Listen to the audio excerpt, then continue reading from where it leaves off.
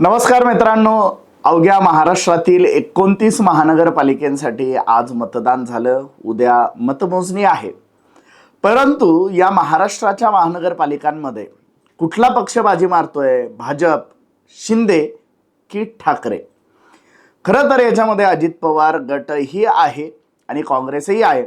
परंतु मुख्य महानगरपालिका ज्या होत्या, जसं मुंबई असेल, नवी मुंबई असेल, ठाणे असेल, नाशिक असेल, छत्रपती संभाजीनगर असेल, पुणे असेल, पिंपरी चिंचवड असेल, या सगळ्या गोष्टींचा जर आपण विचार केला तर बऱ्यापैकी काटेकी टक्कर आपण महाराष्ट्रात ज्याला म्हणू शकतो. शिंदेंनी भाजपला जे भाजपचं स्वप्न होतं त्याला दूर ठेवण्यामध्ये शिंदे काही प्रमाणामध्ये यशस्वी होऊ शकता आणि त्याबद्दलच आपल्याला आजच्या या पूर्ण व्हिडिओमध्ये चर्चा करायची आहे.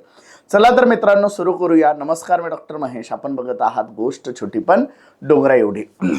तर एकूणच महाराष्ट्रामध्ये महानगरपालिका निवडणुका होत आहेत. कित्येक महानगरपालिकांमध्ये तब्बल 10 वर्षांनंतर निवडणूक झाली आहे आणि त्यामुळे ही जी ग्राउंड लेवलवरची निवडणूक आपण ज्याला म्हणू शकतो, म्हणजे लोकसभा आणि विधानसभा ही निवडणूक फार वेगळी असते.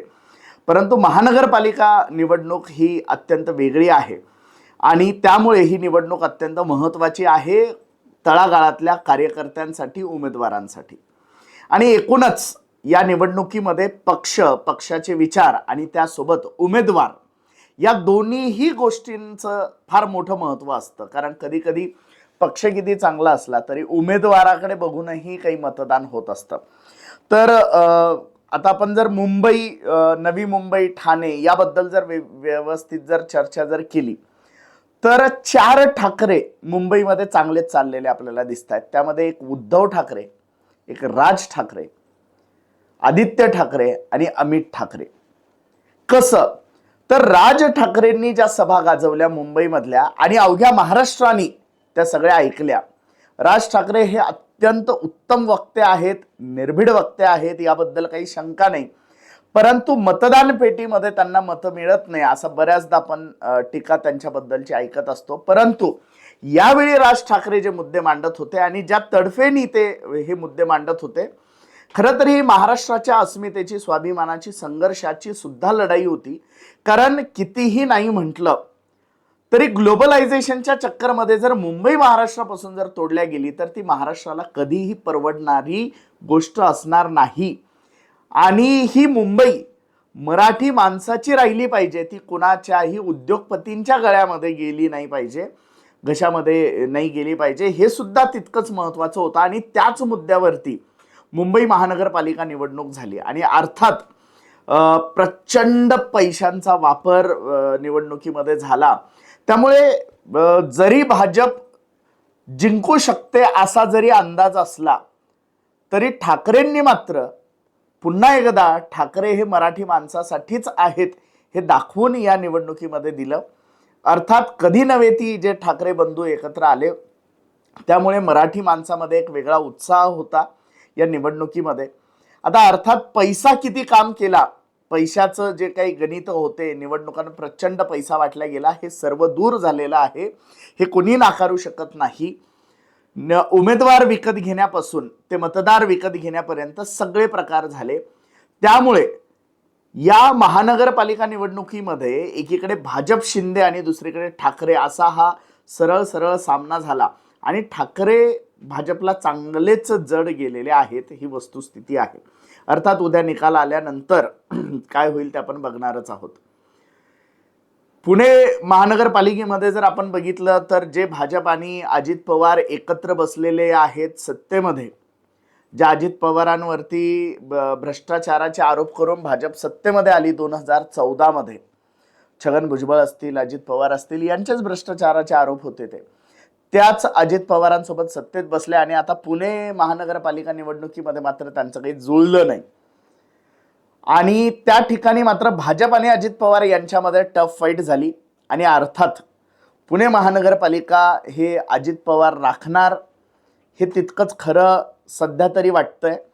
त्यामुळे पुणे महानगरपालिकेमध्ये भाजपला, खरं तर भाजपला 2 शहरं मिळवण्याचं फार मोठं स्वप्न आहे, एक मुंबई आणि दुसरं पुणे. बाकी महानगरपालिका निवडणुकांमध्ये भाजपला तेवढं म्हणजे मिळवायचं तर सगळंच आहे, भाजपला एक ग्रामपंचायत सुद्धा सोडायची नाही आहे. कारण सत्तेचा भस्म्या त्यांना चावलेला दिसतोय. परंतु महानगरपालिकेमध्ये मुंबई आणि पुणेवरती भाजपने खूप लक्ष दिलेलं होतं आणि त्यामुळे अजित पवारांकडून पुणे खेचल्या जातं का, हा महत्त्वाचा प्रश्न आहे. परंतु अजित पवारांनी सुद्धा वेळ आल्यावरती भाजपला अंगावर घेतलं आणि भाजपला नको त्या भाषेत टीका केली. त्याचं कारण होतं की अजित पवारांना कुठल्याही परिस्थितीत पुणे हवंय, पुणे आणि पिंपरी चिंचवड. त्यानंतर आपण जर इतर महानगरपालिका जर बघितला, नाशिक असेल, छत्रपती संभाजीनगर असेल, जालना असेल, ठाणे असेल, या सगळ्या महानगरपालिका निवडणुकांमध्ये जर आपण बघितलं तर शिंदेंचा करिश्मा एक या सगळ्या भागांमध्ये चांगला दिसलेला आहे. अर्थात नाशिकमध्ये पुन्हा एकदा ठाकरेंवरती विश्वास टाकला जातो का, हा एक मुख्य प्रश्न आहे. कारण राज ठाकरेंची नाशिकमधली सभा आणि राज ठाकरेंचं नाशिकचं नातं आणि मध्यंतरी वृक्षतोडीवरून पेटलेलं वातावरण, या सगळ्या गोष्टींमध्ये राज ठाकरेंना एक चांगलं यश नाशिकमध्ये म्हणजे ठाकरे बंधूंना पुन्हा एकदा मिळू शकतं. छत्रपती संभाजीनगर असेल, इतर ठिकाणी असेल, शिंदेंनी भाजपला चांगलंच अंगावरती घेतलेलं आपण बघितलं. म्हणजे शिंदे सेनेने भाजपला चांगलीच म्हणजे आपण त्याला काय म्हणू शकतो, त्यांचा चांगला घाम फोडलेला आपल्याला दिसतो. कारण बाकी इतर ठिकाणी दोनच पक्ष मुख्य प्रवाहामध्ये आपल्याला दिसले, एक म्हणजे भाजप आणि दुसरं म्हणजे त्यांच्या विरोधात असलेले शिंदे. कारण भाजपचा आता जो विरोधक राहिलेला आहे, म्हणजे भाजपला उद्धव ठाकरे आणि शिवसेना याच कारणासाठी संपवायची होती की भाजपचा जो मुख्य मतदार आहे हिंदुत्ववादी, तो सध्या विभाजित आहे शिवसेना आणि भाजप असा. आणि भाजपला एक हाती सत्ता जर मिळवायची असेल तर तो शिवसेनेचा हिंदुत्ववादी मतदार, ॲग्रेसिव्ह मतदार आपल्याकडे वळवायचा आहे. आणि शिंदेंना आपण कसंही गुंडाळू असं कदाचित त्यांनी 2022 मध्ये विचार केला असेल. परंतु शिंदेंनी मात्र भाजपला आणि देवेंद्र फडणवीसांना चांगलाच घाम फोडला. कारण ठाकरे हे नाव जर संपवलं आणि शिवसेना हे नाव जर शिंदेंना दिलं आणि धनुष्यबाण जर दिला, खरं तर धनुष्यबाण गोठवायचा प्लॅन होता भाजपचा. कारण धनुष्यबाणच खरं तर यांचा मुख्य विरोधक आहे. कारण धनुष्यबाणावरती प्रेम असणारी जी जनता आहे ती कोणाच्या पैशाने विकत घेतले जाऊ शकत नाही.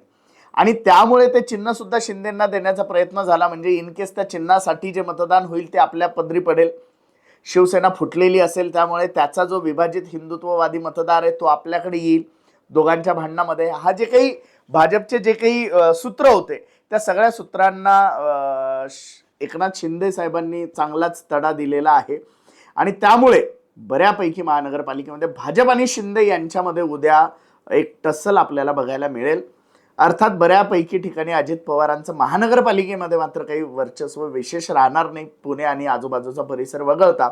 अर्थात उद्याच्या निकालांमध्ये काय समोर येतंय ते आपण बघूच.